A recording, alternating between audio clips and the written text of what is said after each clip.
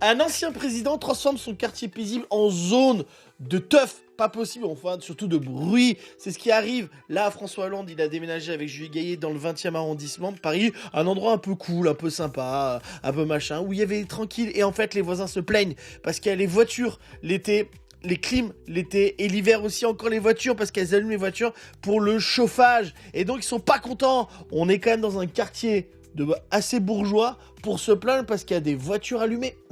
Et voilà. Alors après, c'est relou parce qu'elle est allumée tout le temps. Parce qu'en fait, c'est le garde du corps de François Hollande. Est-ce qu'il faut un garde du corps à François Hollande? Est-ce que des gens veulent du mal à François Hollande? Et donc, les gens se plaignent parce qu'en fait, les gardes du corps, pour pas avoir froid, hein, ils se mettent dans la voiture avec le chauffage à fond. Ok.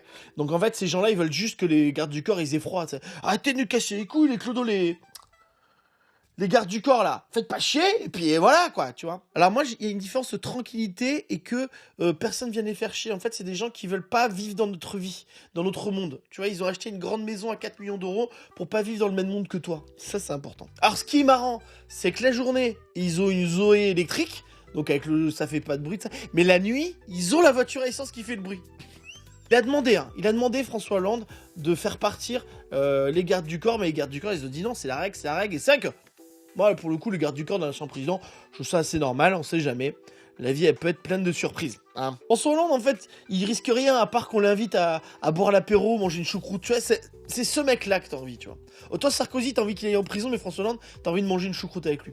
Mais t'as pas envie qu'il te parle politique parce qu'il est nul. Est-ce que le pire de l'histoire, c'est pas les voisins? C'est juste être garde du corps de François Hollande. Ça serait chiant à crever.